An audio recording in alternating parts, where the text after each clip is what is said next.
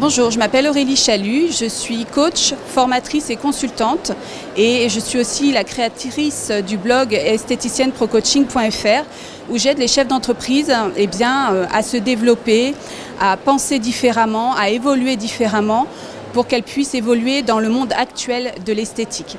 Aujourd'hui, je vais vous parler d'un sujet qui me tient à cœur, qui est la différence, de comment vous différencier, comment faire en sorte d'être remarquable pour devenir irremplaçable, puisque l'Institut de beauté tel qu'on le connaît aujourd'hui, il ne peut plus perdurer tel qu'il est actuellement.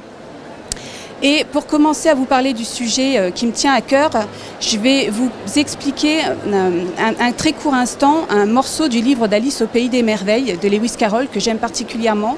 Et c'est à un moment où Alice elle est perdue dans la forêt et où elle tombe sur le chat.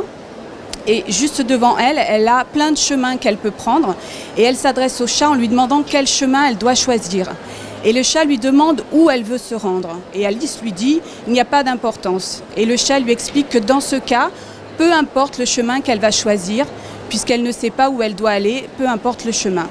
Eh bien, c'est un petit peu ce qui se passe dans vos entreprises. Actuellement, vous ne choisissez pas le chemin vers lequel vous voulez aller. Vous ne déterminez pas le salaire que vous devez gagner, vous ne déterminez pas là où vous voulez emmener votre entreprise, votre business, et du coup, vous prenez n'importe quel chemin.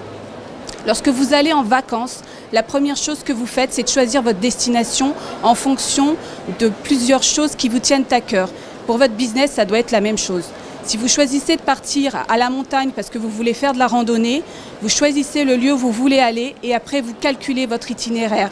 Et vous choisissez si vous allez faire des pauses en cours de route, etc., etc. Pour votre business, ça doit être la même chose. Choisissez ce que vous voulez obtenir comme résultat et après, tenez-vous-en au fait de choisir une route et gardez-la bien en tête. Mais la première chose à faire, c'est de choisir où vous voulez aller avec votre entreprise.